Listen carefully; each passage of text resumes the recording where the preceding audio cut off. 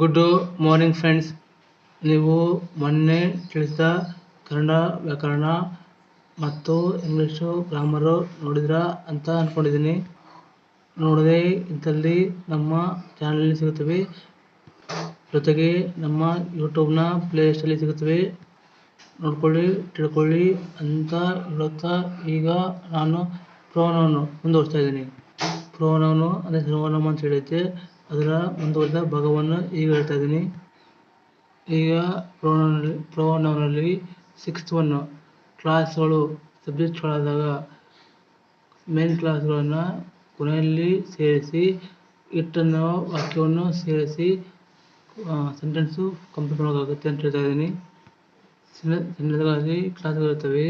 ಕ್ಲಾಸ್ಗಳು ಸಬ್ಜೆಕ್ಟ್ಗಳಾದಾಗ ಮೇನ್ ಕ್ಲಾಸನ್ನು ಕೊನೆಯಲ್ಲಿ ಸೇರಿಸಿ ಇಟ್ಟು ಎನ್ನುವುದನ್ನು ಉಪಯೋಗ ಮಾಡಿಕೊಂಡು ಸೆಂಟೆನ್ಸು ಕಂಪ್ಲೀಟ್ ಮಾಡೋಕ್ಕಾಗುತ್ತೆ ಅಂತ ಹೇಳ್ತಾ ಇದ್ದೀನಿ.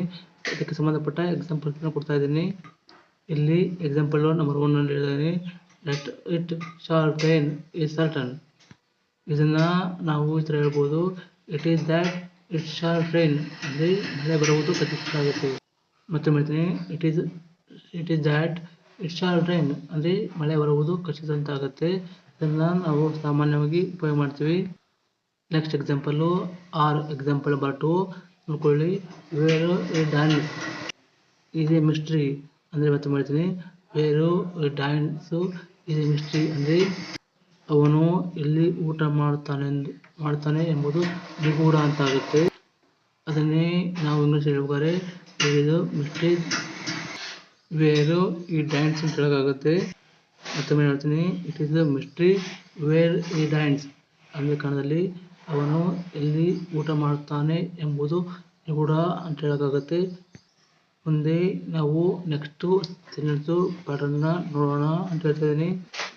ಅಂದರೆ ಪ್ರೊನೌನಲ್ಲಿ 7th ಒನ್, ನೌನನ್ನು ಒತ್ತಿ ಹೇಳಬೇಕಾದ್ರೆ ಈ ಥರ ಸೆಂಟೆನ್ಸ್ ಇರಬೇಕಾಗುತ್ತೆ. ಅಂದರೆ ನೌನಲ್ಲಿ ಒತ್ತಿ ಹೇಳ್ಬೇಕಂದ್ರೆ to stress or to emphasise ಅಂದರೆ ಒತ್ತಿ ಹೇಳೋದಕ್ಕಂತ ಹೇಳಬೇಕಾಗುತ್ತೆ. ಒತ್ತಿ ಹೇಳೋದಕ್ಕೆ ನಾವು to stress or to impress to emphasise or to stress ಅಂದರೆ ಕನ್ನಡದಲ್ಲಿ ಒತ್ತಿ ಹೇಳುವುದಂತಾಗುತ್ತೆ. ಸಂಬಂಧಪಟ್ಟ ಎಕ್ಸಾಂಪಲ್ಸ್ ಕೂಡ ಕೊಟ್ಟಿದ್ದೀನಿ. ಇಲ್ಲಿ ನಾನು ವರ್ಡ್ಸು ಕೆಳಗಡೆ ಲೈನ್ ಹಾಕಿದ್ದೀನಿ, ಅಂದರೆ ಅಂಡರ್ಲೈನ್ ಹಾಕಿದ್ದೀನಿ, ಗೊತ್ತಾಗುತ್ತೆ ಅಂದ್ಕೊಂಡಿದ್ದೀನಿ.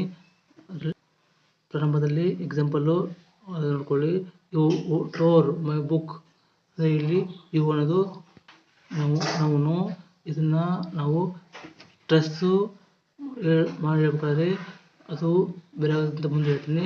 ನೋಡ್ಕೊಳ್ಳಿ, ಯು ಟೋರ್ ಮೈ ಬುಕ್ ಅಂದರೆ ನೀನು ನನ್ನ ಪುಸ್ತಕವನ್ನು ಹರಿದೆ ಅಂತ ಆಗುತ್ತೆ.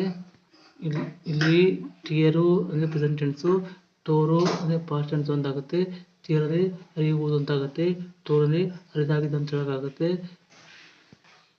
ಇಲ್ಲಿ ನಾವು ಸ್ಟ್ರೆಸ್ ಮಾಡಿ ಹೇಳ್ಬೇಕು, it was you who tore my book ಅಲ್ಲಿ ಕೂಡ ಅರ್ಥ ನನ್ನ ಪುಸ್ತಕವನ್ನು ಹರಿದಿದ್ದು ನೀನೇ ಅಂತ ಹೇಳೋಕ್ಕಾಗುತ್ತೆ. ಇಲ್ಲಿ ಯು ಅನ್ನೋದನ್ನು ನಾವು ಸ್ಟ್ರೆಸ್ ಕೊಟ್ಟು ಹೇಳ್ತಾ ಇದ್ದೀವಿ. ನಿಮ್ಗೆ ಗೊತ್ತು, ಯು ಅಂದರೆ ನೌನ್ ಆಗುತ್ತೆ. ನೆಕ್ಸ್ಟು ಸೆಂಟೆನ್ಸ್ ನೋಡ್ಕೊಳ್ಳಿ, ಈ ಹೆಲ್ಪ್ಡ್ ಮೀ ಅಂದರೆ ಅವನು ನನಗೆ ಸಹಾಯ ಮಾಡಿದಂತಾಗುತ್ತೆ.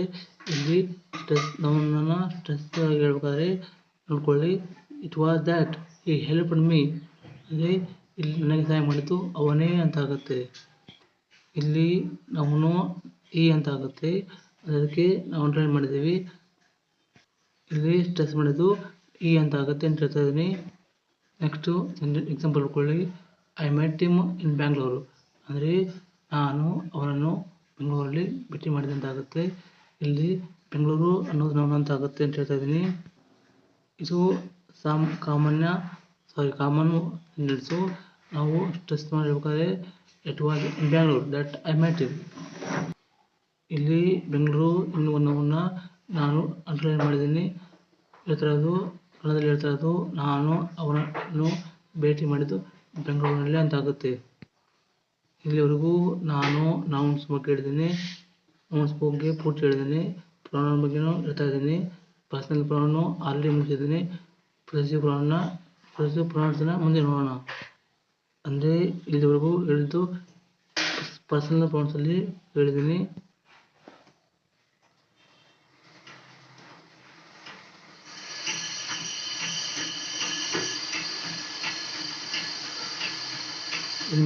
ನಾನು ಪೊಸೆಸಿವ್ ಪ್ರೊನೌನ್ಸ್ ಬಗ್ಗೆ ಹೇಳ್ತಾ ಇದ್ದೀನಿ. ಪೊಸೆಸಿವ್ ಪ್ರೊನೌನ್ಸಲ್ಲಿ ಮೊದಲಾಗಿ ಮೈ ಅಂದರೆ ನಾನು ಅಂತ ಆಗುತ್ತೆ. ಅದನ್ನು ನಾವು ಪೊಸೆಸಿವ್ ಆಗಿರ್ಬೇಕಾದ್ರೆ ಮೈನ್ ಅಂತ ಆಗುತ್ತೆ. ಹಾಗೆ ಅವರು ಅಂದರೆ ನಮ್ಮ, ಅವರ್ಸು ಎನ್ನುವುದು ನಮ್ಮದು, ಇದು ಪೊಸೆಸಿವ್ ಆಗಿ ಹೇಳ್ತಾ ಇರೋದು. ಹಾಗೆ ಮುಂದುವರೆದು ಇವರು ಅಂದರೆ ನಿಮ್ಮ, ಇವರ್ಸು ಅಂದರೆ ನಿಮ್ಮದು ಅಂತ ಆಗುತ್ತೆ. ಇಲ್ಲಿ ಕೂಡ ಪೊಸೆಸಿವ್ ಆಗಿ ಹೇಳ್ತಾ ಇರೋದು. ನಂತರ ಹಿಜು ಅಂದರೆ ಅವನ, ಮತ್ತೊಮ್ಮೆ ಇದು ಬಂದರೆ ಅದು ಅವನದು ಅಂತ ಆಗುತ್ತೆ. ಇಲ್ಲಿ ನೀವು ಸೆಂಟೆನ್ಸ್ ಮಾಡಿದಾಗ ಇದು ಏನು ಅಂತ ನಿಮ್ಗೆ ಗೊತ್ತಾಗುತ್ತೆ ಅಂತ ಹೇಳ್ತಾ ಇದ್ದೀನಿ. ಮುಂದುವರೆದು ಪೊಸೆಸಿವ್ ಪ್ರೊನೌನ್ಸಲ್ಲಿ ಮುಂದುವರೆದು ಹರ್ರು ಅಂದರೆ ಅವಳದು, ಹರ್ ಅಂದರೆ ಅವಳ, ಹರ್ಸು ಅಂದರೆ ಅವಳದು ಅಂತ ಆಗುತ್ತೆ. ಮುಂದುವರೆದು ದೇರು ಅಂದರೆ ಅವಳ, ಅವರ, ದೇರ್ಸು ಅಂದರೆ ಅವರದು ಅಂತ ಆಗುತ್ತೆ. ಇಲ್ಲಿ ಪೊಸೆಸಿವ್ ಅಂದರೆ ನಮ್ಮದು ಅಂತ ಹೇಳಲಿಕ್ಕೆ ಆಗುತ್ತೆ, ಅಥವಾ ಅವರದು ಅಂತ ಹೇಳೋಕ್ಕಾಗುತ್ತೆ, ಅವಳದು ಅಂತ ಹೇಳೋಕ್ಕಾಗುತ್ತೆ, ಅವನದು ಅಂತ ಹೇಳಿದ್ರೆ ಅದು ಪೊಸೆಸಿವ್ ಪ್ರೊನೌನ್ ಆಗುತ್ತೆ ಅಂತ ಹೇಳ್ತಾ ಇದ್ದೀನಿ. ಮುಂದುವರೆದು ಪ್ರೊನೌನ್ಸಲ್ಲಿ ಇಲ್ಲಿವರೆಗೂ ನಾನು ಪರ್ಸನಲ್ ಪ್ರೊನೌನ್ಸ್ ಮುಗಿಸಿದ್ದೀನಿ, ಪೊಸೆಸಿವ್ ಪ್ರೊನೌನ್ಸ್ ಕೂಡ ಮುಗಿಸಿದ್ದೀನಿ. ಇನ್ಮೇಲೆ ನಾವು ಹೋಗೋಣ ರಿಫ್ಲೆಕ್ಸಿವ್ ಪ್ರೊನೌನ್ಸು. ಅಂದರೆ ಇನ್ಮೇಲೆ ನಾವು ರಿಫ್ಲೆಕ್ಸಿವ್ ಪ್ರೊನೌನ್ಸ್ ಬಗ್ಗೆ ನೋಡೋಣ ಅಂತ ಹೇಳ್ತಾ ಇದ್ದೀನಿ. ರಿಫ್ಲೆಕ್ಸಿವ್ ಪ್ರೊನೌನ್ಸ್ ಅಂದರೆ ಪ್ರತಿಫಲಿತ ಸರ್ವನಾಮ ಅಂತ ಆಗುತ್ತೆ, ಅಥವಾ ಪ್ರತಿಫಲನ ಸರ್ವನಾಮ ಅಂತ ಆಗುತ್ತೆ. ಪ್ರತಿಫಲನ ಅಂದರೆ ನಾವು ಕನ್ನಡಿಯಲ್ಲಿ ನಮ್ಮ ಮುಖ ನೋಡೋದು, ಅದಕ್ಕೆ ಪ್ರತಿಫಲನ ಅಂತ ಹೇಳೋಕ್ಕಾಗುತ್ತೆ. ಹಾಗೆ ರಿಫ್ಲೆಕ್ಸಿವ್ ಪ್ರೊನೌನ್ಸನ್ನು ಇನ್ಮೇಲೆ ನಾವು ಎಕ್ಸಾಂಪಲ್ಸ್ ಇಟ್ಕೊಂಡು ನೋಡೋಣ ಅಂತ ಹೇಳ್ತಾ ಇದ್ದೀನಿ. ಇಲ್ಲಿ ಪ್ರಾರಂಭದಲ್ಲಿ ಐ ಅಂತಿದೆ, ಐ ಅಂದರೆ ನಾನು, ಅದನ್ನು ನಾವು ರಿಫ್ಲೆಕ್ಸಿವ್ ಪ್ರೊನೌನ್ಸ್ ಹೇಳ್ತಾರೆ ಮೈ ಸೆಲ್ಫ್ ಅನ್ಬೇಕಾಗುತ್ತೆ. ನಂತರ ವಿ ಅನ್ನೋದು ನಮಗೆ ಅಥವಾ ನಾವೇ ಅಂತ ಆಗುತ್ತೆ.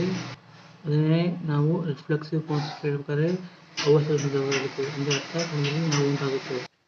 ಮುಂದುವರೆದು ಇವು ಅಂದರೆ ನೀವು, ಯುವರ್ ಸೆಲ್ಫ್ ಅಂದರೆ ನೀವೇ ಅಂತ ಆಗುತ್ತೆ. ಅಲ್ಲಿ ರಿಫ್ಲೆಕ್ಸಿವ್ ಪ್ರೊನೌನ್ಸಲ್ಲಿ ಹೇಳ್ಬೇಕಾದ್ರೆ ಯುವರ್ ಸೆಲ್ಫ್ ಅಂತ ಆಗುತ್ತೆ. ಹಾಗೆ ಈ ಅಂದರೆ ಅವನು, ಅದನ್ನು ನಾವು ರಿಫ್ಲೆಕ್ಸಿವ್ ಪ್ರೊನೌನ್ಸ್ ಹೇಳ್ಬೇಕಾದ್ರೆ ಹಿಮ್ಸೆಲ್ಫ್ ಅಂತ ಆಗುತ್ತೆ, ಹಿಮ್ಸೆಲ್ಫ್. ಮುಂದುವರೆದು ಶಿ ಅಂದರೆ ಅವಳು, ಅದನ್ನೇ ನಾವು ರಿಫ್ಲೆಕ್ಸಿವ್ ಪ್ರೊನೌನ್ಸ್ ಹೇಳ್ಬೇಕಾದ್ರೆ ಹರ್ ಸೆಲ್ಫ್ ಅನ್ಬೇಕು, ಹರ್ ಸೆಲ್ಫ್ ಅಂದರೆ ಅವಳೇ ಅಂತ ಆಗುತ್ತೆ. ರಿಫ್ಲೆಕ್ಸಿವ್ ಪ್ರೊನೌನ್ಸಲ್ಲಿ ಮುಂದುವರೆದು ಹೇಳ್ತಾರೆ ಇಟ್ಟು ಅನ್ನೋದು ಅದು, ಇಟ್ ಅಂದರೆ ಅದು, ಇಟ್ ಸೆಲ್ಫ್ ಅಂದರೆ ಅದೇ ಅಂತ ಆಗುತ್ತೆ, ಅದೇ ಅಂದರೆ ಇಟ್ ಸೆಲ್ಫ್ ಆಗುತ್ತೆ. ಹಾಗೆ ಕೊನೆಯಲ್ಲಿ ದೇ ಅಂದರೆ ಅವರು, ದೆಮ್ ಸೆಲ್ಫ್ಸು ಅಂದರೆ ಅವರುಗಳೇ ಅಂತ ಹೇಳ್ಬೋದು, ಅವರೇ ಅಂತ ಹೇಳಲಿಕ್ಕಾಗುತ್ತೆ. ಇಲ್ಲಿವರೆಗೂ ನಾನು ರಿಫ್ಲೆಕ್ಸಿವ್ ಪ್ರೊನೌನ್ಸ್ ಬಗ್ಗೆ ಹೇಳಿದ್ದೆ. ಹಾಗೆ ನಾಳೆ ಬಗ್ಗೆ ನಾವು ಸೆಂಟೆನ್ಸು ವಿತ್ ರಿಫ್ಲೆಕ್ಸಿವ್ ಅಂತ ಹೇಳ್ತೀನಿ. ಅಂದರೆ ನಾವು ನಾಳೆ ಸೆಂಟೆನ್ಸು ಅಂದರೆ ವಾಕ್ಯಗಳನ್ನ ರಿಫ್ಲೆಕ್ಸಿವ್ ಪ್ರೊನೌನ್ಸ್ ಇಟ್ಕೊಂಡು ವಾಕ್ಯಗಳನ್ನು ಮಾಡೋಣ ಅಂತ ಹೇಳ್ತಾ ಇದ್ದೀನಿ. ಅದರಿಂದ ಇಲ್ಲಿಗೆ ಈ ಹೊತ್ತಿಗೆ ಸಾಕು ಅಂತ ಹೇಳ್ತಾ ಇದ್ದೀನಿ. ಅಂದರೆ ನಾಳೆ ಬೆಳಗ್ಗೆ ಮತ್ತೆ ಸಿಗೋಣ.